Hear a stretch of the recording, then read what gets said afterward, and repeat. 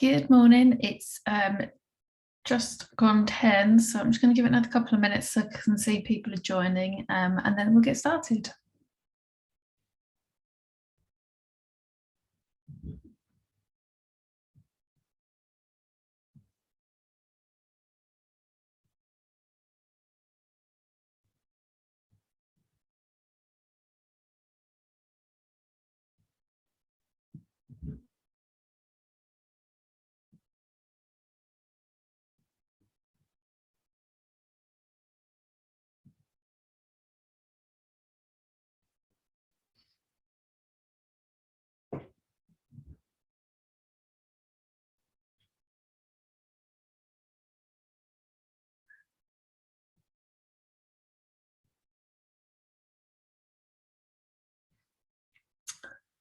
Oh, well, I'm going to get started. So welcome to our webinar today, Reclaim Your Time. And the irony is not lost on me that if you're here now, you've already reclaimed some of your time to join the webinar live. And there are people here that perhaps need to hear these messages even more.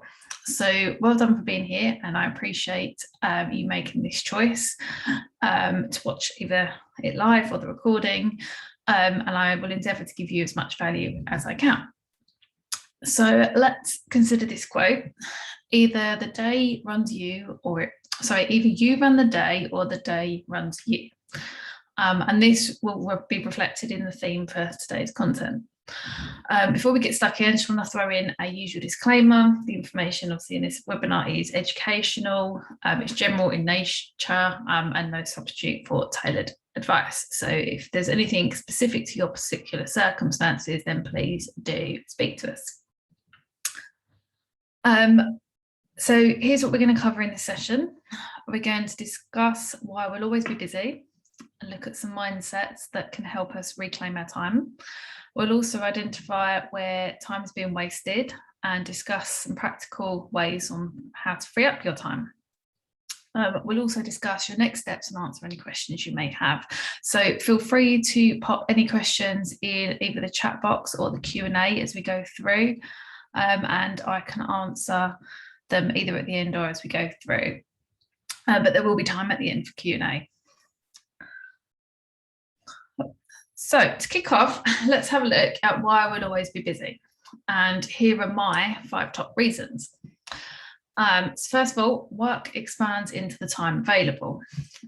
We often pace our output to match the timeline we have, and I am terrible for doing this. Think about budgets or time allocated for jobs. When we have a budget or time allocation, which can be rather arbitrary, it brings focus to how much time we have available for completion, and therefore we usually expand or contract to that time available. Distractions. We might have a job that needs finishing but lacks a clear deadline, for example, so it sits waiting and we find ourselves procrastinating.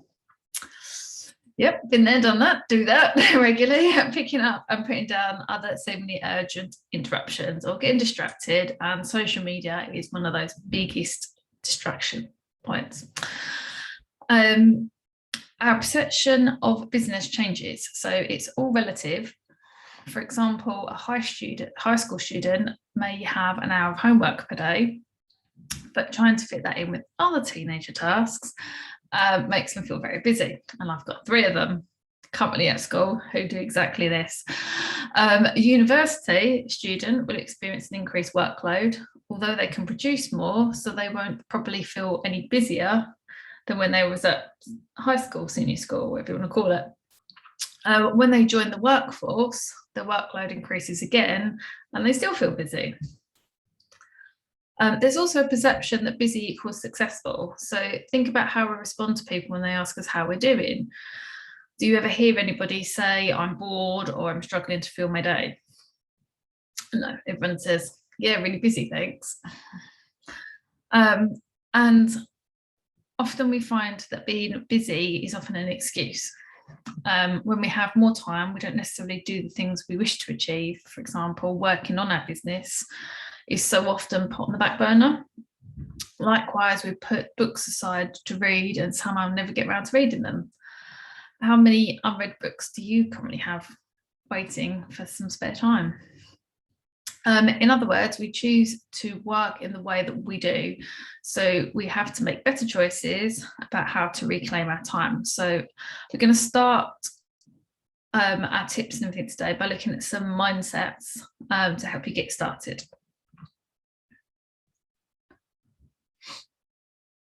Oops, and it's not clicking on. There you go. Sorry, I think there's a little bit of a delay between when I click and when it actually changes. So I'm going to start off on the mindsets by looking at 7 habits of highly effective people developed by Stephen Covey. Now, you may have seen this one before. And the first habit is to be proactive.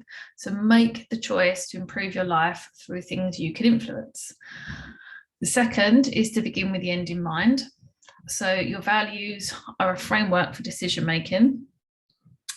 Use them to set your goals and then focus on achieving them. And the third is to put first things first. So set your priorities and focus on them to avoid wasting time on unimportant and non-urgent tasks. Now, these first 3 habits relate to managing and reclaiming time. So we're only going to talk about those today. But the other 7 habits are thinking win-win, seeking to understand, then be understood, synergizing, and sharpening the saw.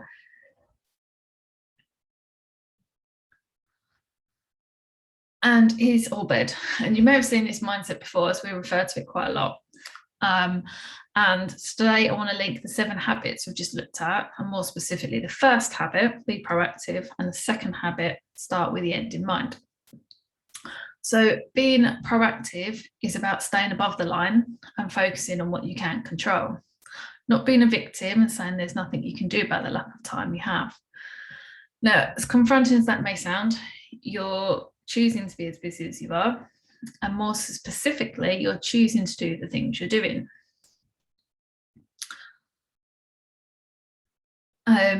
So, for example, we've always wanted to provide more education for clients, and in the past made excuses about why we couldn't.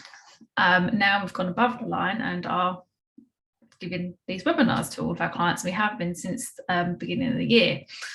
And we realise that we owe it to our clients to do this, and you have to take responsibility for creating the time to make that happen. Stephen Covey's second habit of highly effective people also ties into the Orbed model. The habit is called starting with the end in mind, and it's thinking about how you would like people to describe you at your funeral. So without getting morbid, you can start being that person now. So stay above the line on this and stay firm on your time management so that you can be that person.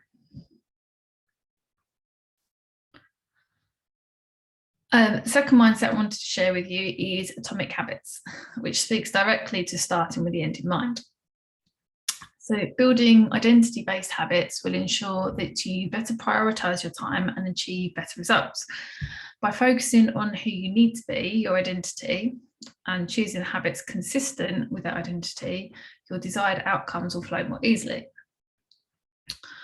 From a reclaiming time perspective, let's focus on your identity. So say you want to be more proactive and focus on what you can control, but you find yourself distracted at times. We've all been there. So imagine you set aside some time to complete some of your business plan actions, for example. Then an email or text message pops up on your screen or phone. And I'm hoping these are popping up, they are. So this is called the queue. You can see there's a message and you want to read it. You want that dopamine here, and this is called a craving. So you open the email and this is the response. So you think to yourself, it's just a short email or a text from a client, and you know the answer, so you quickly tap out response, and 10 minutes later you hit send.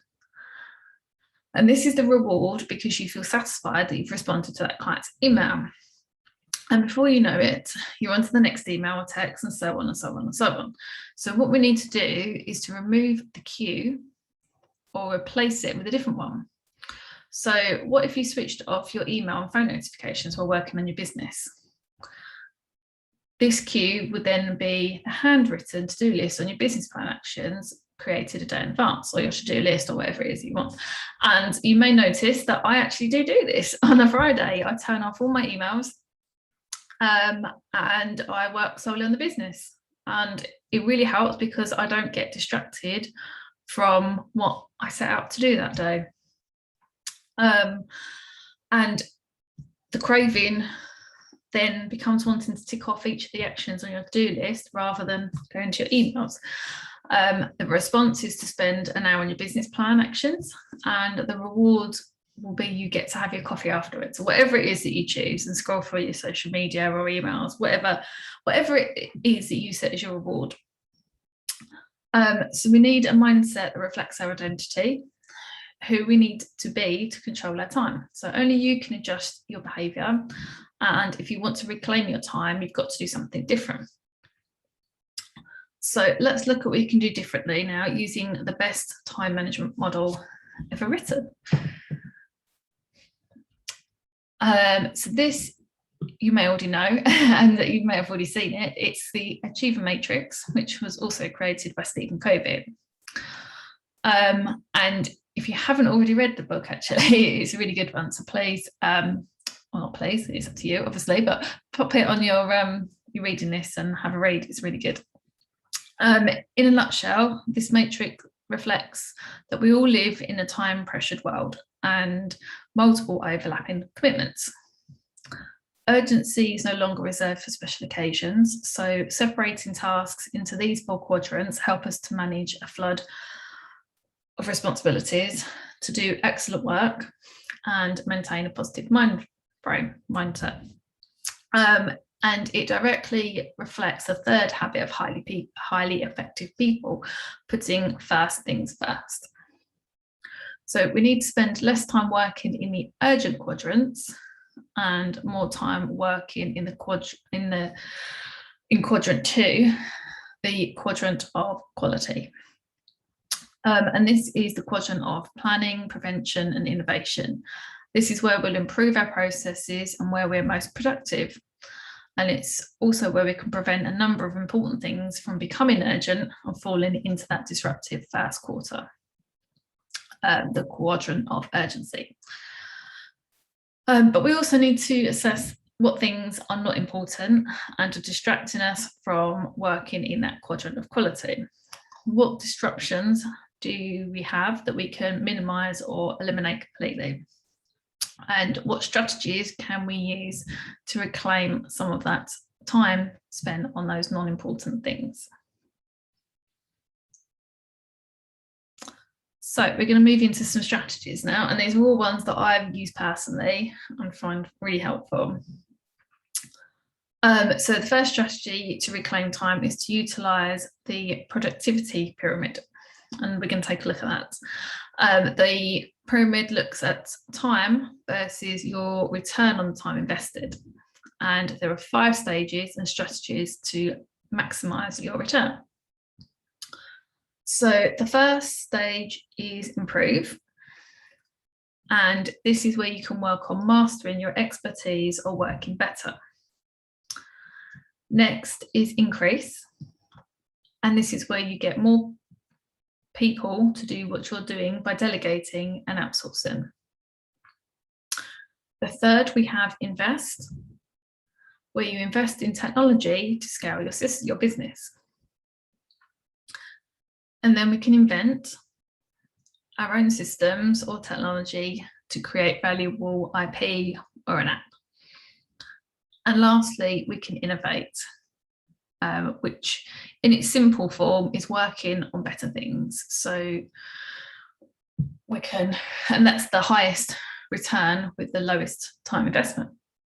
So where do you think you are on the pyramid of productivity? We are probably around the invest stage. Not sure I'm an inventor, but we've definitely been through these 2 phases, the increase and invest stage. And it's definitely helped to free up a lot of my time, especially being able to delegate to team members and things like that. So could you free up some time by employing others or contracting out some of the work on that second level? What systems and software solutions could you utilise to free up your time and increase efficiency? Improved systemization not only frees up your time, but it also allows you to grow your business without increasing risk or workload. But I do want to say something on the technology side, and especially automation.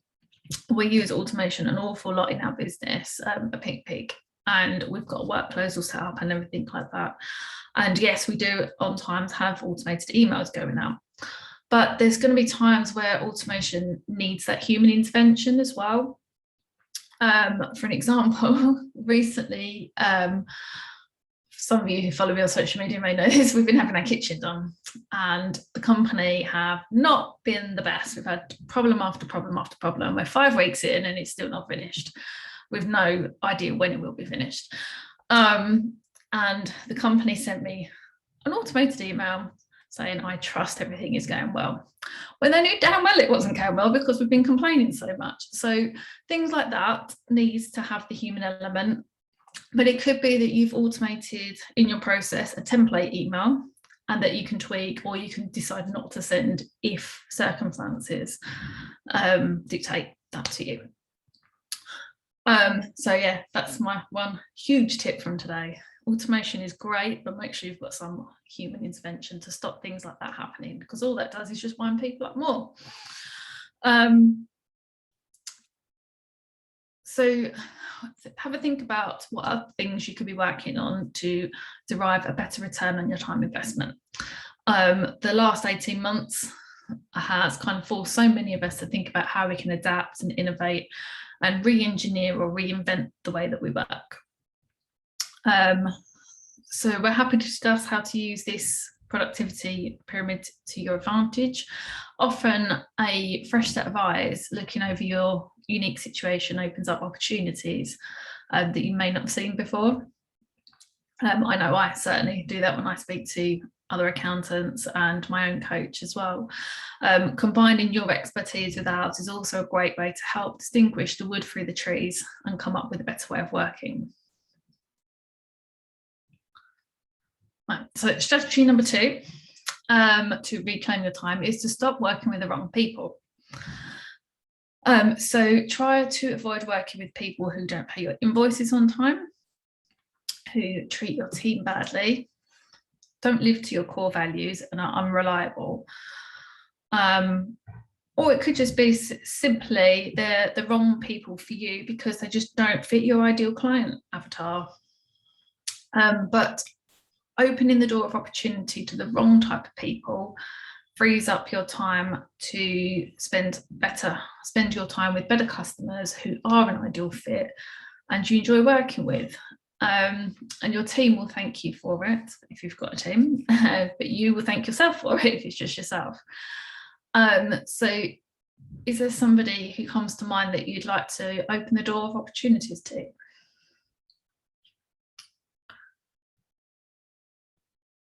And the next strategy for reclaiming some time is to run better meetings. And I appreciate that depending on your business, some of you will run more meetings than others. And there is value in having regular meetings if they're done well. So whether these are like 10-minute toolbox type meetings or catch-up meetings over coffee or meetings with prospective customers, ensuring they're efficient and valuable to everyone attending is pretty key. Poorly planned meetings are consistently a top 10 time waster. So here are our rules of the game for running effective meetings. And if you've had a meeting with us, you probably will recognise some of the things in here. So set a time limit and stick to it. So if it's a toolbox or quick catch-up meeting, make sure it's no more than 10 minutes. If it's a monthly team meeting, set it at 45 minutes. And check the time as you go throughout the meeting. Remind everyone of the time agreed and if it looks like the meeting will drag on or not. And the same goes for external meetings as well, if you are in control of it and you can set an agenda and a time limit. Report prior to the meeting. So consider using a weekly team member report so you can see what your team have been working on, what challenges they have, the support they need, and what they have planned for the week. And this will increase efficiency dramatically. And we do have a team member weekly report template that we can share with you if you'd like a copy.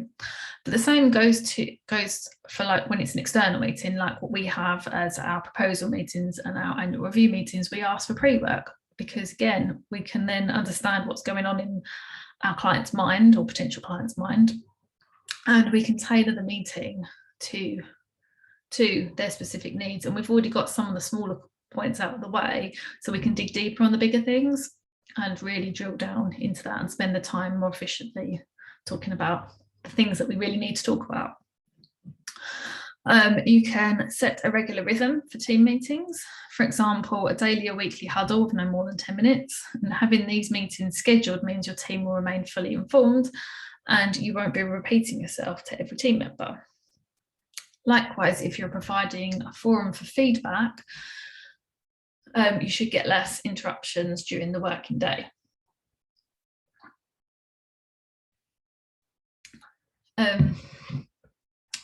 Having a clear purpose and agenda will make sure that every meeting has got a purpose, and it encourages attendees to prepare and minimises the risk that the meeting will go off on a tangent and soak up unnecessarily time.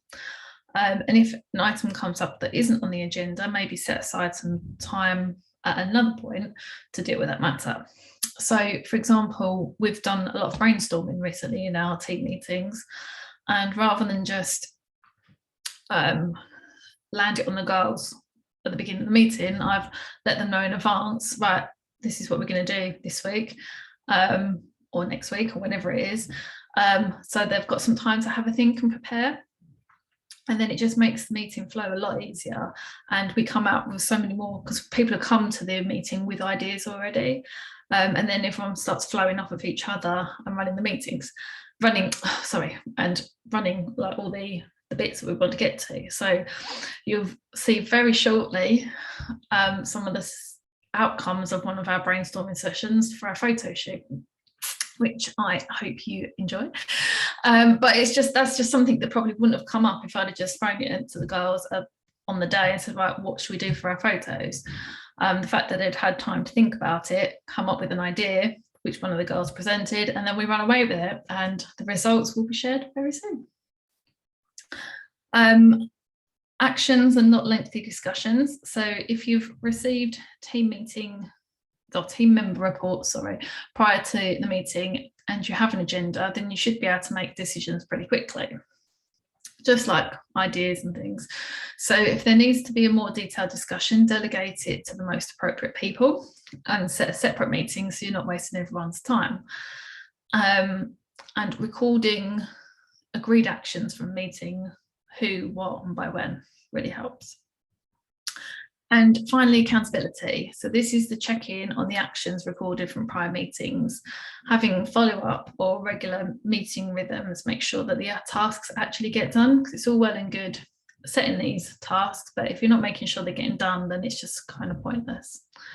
So how well do your meetings stack up? What could you do to improve the effectiveness of your meetings? So the fourth strategy is to help you take control of your time, is what we call a 10 hats organizational review. So the 10 hats is an essential mindset really for your business structure, leadership and management. It clearly defines the roles in your business and whether they are operational versus those that are strategic. And it also helps you draw an accountability line to allow for better planning, reporting, delegation, and time management, as well as helping to assess resourcing gaps And it's important to ensure that business is sustainable, scalable, and ultimately, if that's your goal, sellable. So the 10 hats reflects the 10 departments that exist in any business. And this is any business, big or small. Every department needs one leader. But remember that responsibility and doing are not always the same. So the leader may delegate the work, but ultimately they're the final decision makers. So how many hats are you currently wearing in your business? And what hats should you consider moving to free up your capacity?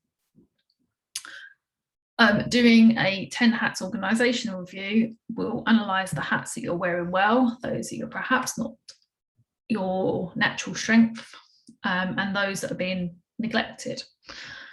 And then you can form a plan to ensure that you take some of those hats off. And it may be that those hats don't get taken off till down the line, but at some point you cannot continue doing all of these 10 jobs. It's just not physically possible as your business grows. So more specifically, the benefits of a 10 hats organisation review are clarity of individual roles and how they work together, improve delegation and personal development for your team members if you have some, clear accountability lines, identifying resource gaps and outsourcing opportunities, and providing for scaling up without blowing you apart, basically. So let's briefly consider some examples of contracting out or outsourcing to help you reclaim your time. Now, firstly, marketing is an obvious option, and that's one that we do at Pink Pig. You outsource, I'd say, the majority of our marketing, so we do a little bit in-house.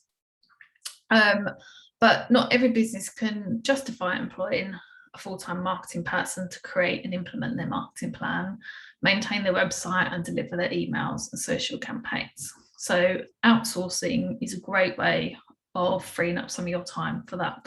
And you could start off with a tiny little bit and build up. I certainly did. I started off initially with just asking for a little bit of help here and there with the website and a few other pieces. And as the business has grown and I've been able to, we've been able to outsource more and more and more. And now our marketing team do, I'd say, a good 90% of our marketing. And finance, of course, is another common hat to outsource. So do you really need to be doing your bookkeeping or your VAT in the evenings after work? Do you really want to spend your weekends doing the books? HR is another obvious one. It's an expensive area to get wrong. And let's be honest, not many of us aspire to be HR experts. And IT and admin are other areas where you could outsource to minimise both risk and the time that you spend on it. So there's some really good ones to outsource. But remember, when we say your team, we don't necessarily talk about the team of people you employ. It could be those that you outsource already to, and they're part of your extended team.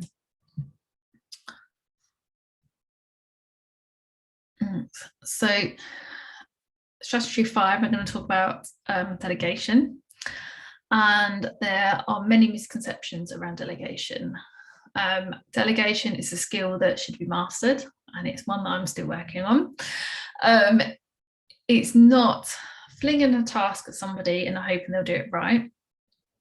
Effective delegation requires communication. So first, you must assess the tasks and delegate it to the right person, providing clear support as they learn how to complete the new task, if it's a new task to them. You need to communicate the parameters, both verbally and either in an email or written procedure. And one tip that I was always given is ask your team member to repeat back the task instructions to ensure that nothing has been lost in translation, so you know that they understand what they need to do. And then, of course, setting a clear deadline for completion. Articulating the project objectives will help the team members further understand your expectations and this is even more important when you understand how your team clicks and how your team works from their own like personality styles. So we've been doing, for example, a lot of work on our own personality styles within the team. We've been using the DISC model and really understanding how to explain something to a person is key. So depending on your personality style, depends on how you like it to be communicated to you. Some people just like to be told, oh, do this, this, this. Other people want to know why they're doing it, what the end result's going to be, and how that fits in with the bigger picture and things like that. So understanding your team and how they need to get be delegated to really is really key in actually effectively delegating. Sorry, I've completely gone off track now. Also setting some time to review the outcomes to get that is really key as well, because it's unlikely they'll get it right first time when they first do a new task.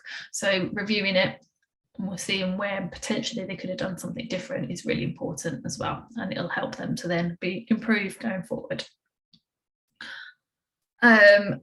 Don't be surprised or offended if with a fresh perspective they find a more efficient way of achieving the desired outcome.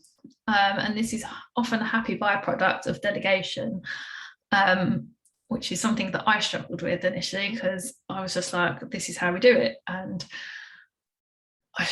But yeah, so then having people come back to say, well, what about this, what about that?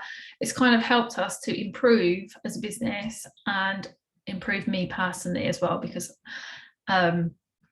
it's improved my trust in the team and respect, and it's improved our communication as well. Now the team know that if I ever delegate anything to anybody, they can come back to me and say, well, I think actually we could do it this way, or we could do it that way.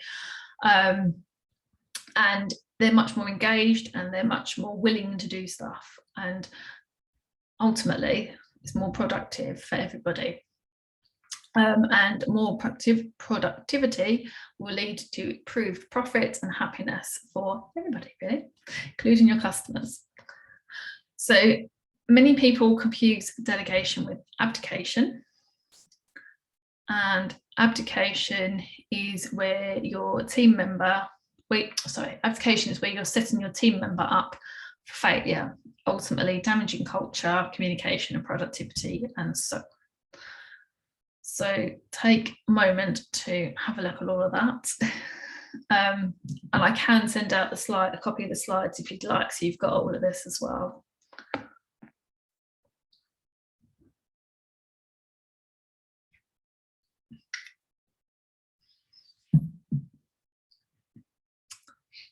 Right. Okay, so we've talked about reclaiming your time and some strategies and mindsets and things, but what will you actually do with the time you freed up? And after seeing a thread on Facebook the other day, actually this is really key, because we're working towards freeing up our time, and then it's like, oh, what do we actually do with that time? So here are 5 things that we recommend. Committing to teaching others what you've learned, and further consolidating your own knowledge. Spending time sharpening your saw. Planning more effectively, being more commercial. Creating better habits. And of course, taking time for yourself to ensure your own health and well-being. And anyone who saw my post yesterday on LinkedIn will know that I've started, finally, I've freed up enough time to finally start fitting in a round of golf with my husband while the kids are at school. And it's been absolutely brilliant for my own mental health and wellness. And yesterday, once I got back into this office, I was so much more, I don't know what the word is, productive, so much more energized and able to get on with work. So we all know that we must make time for our wellness, or we'll be forced to make time for illness. So instead of trying to fit in our important me time activities amongst the work commitments, let's flip that on its head, and bed in those non-negotiable activities into our schedule. and then we can fit the work stuff in around them. There's a lot of evidence if we do this, we're more likely to turn up and be more productive, just as I was yesterday. So my Monday morning rebel of not being at work at my desk by 9 o'clock on Monday has now gone out the window. Monday morning is no golf time, and I was so much more productive, and it's such a great start to the week, having had that time and fresh air and everything else. So I cannot recommend that enough. And that was a big goal of mine ticked off, to be able to free up enough time for me to do that once a week. So very, very happy there. So what are your next steps from here? Firstly, assess where your time has been underutilised. And this will help you become more conscious of the daily choices you make and the impact that has on your capacity. Get clear on the habits you wish to create. So the ones you know will improve your productivity and focus, and planning for sustainable improvement starts with you as the leaders in your business. Identify your 3 most important actions, and we'll be asking you to record these in the feedback from the webinar so that you can be sure that this hour that you've taken this morning has been powerful for you in bringing you some real change. And this is one that I have to keep reminding myself, focus on what you can do instead of worrying about what is out of your control. So we are here to help, and we want to help. We'll be sending out a copy of the Achiever Matrix. And as I said, if you'd like me to, I can do the whole slides as well. We are able to help in a number of ways. So we've got accountability coaching and planning, and things like that. And of course, you've got your accounts you can outsource to us, that finance function, if you haven't already done so, because I know we've got some existing clients on this webinar. So if you'd like to have a complimentary meeting to discuss how we can help you further, then please do just drop me an email and let me know. You can use either Cheryl or hello@pinkpigfinancials.co.uk, or just reply to the email when I send it out later with all the details and the recording. Right, questions. Have you got any questions? Nope. No, haven't seen any questions come in, but if you do have any questions, then please do feel free to just, when we send the recording out, just hit the reply button and ask, or email me, that's fine. Before we go, I thought I'd share this quote with you. No, try not. Do or do not. There is no try. That's Yoda there. Wise words of Yoda. And let's really commit to reclaiming some of your time, because the benefits definitely are worth it. So make a simple plan today. Define at least 3 actions you're going to take as a result of today.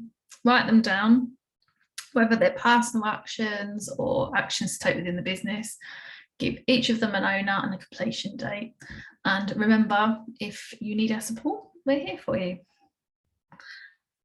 Thank you for coming along today or watching the recording. I hope you've got some value out of it and you've enjoyed the session. Next month, our webinar is Vision, Purpose and Values. And then in December, we was going to rerun Know Your Numbers, but I've bumped that now to January, and we're going to do a session on redefining success and what success actually means for you rather than what you think it should be. And then you can look at how you can then work to your renewed definition of your own personal success. So yeah, I hope you've found it today useful. Thank you very much for taking the time to watch, and I look forward to seeing you at session soon. Take care and have a great day.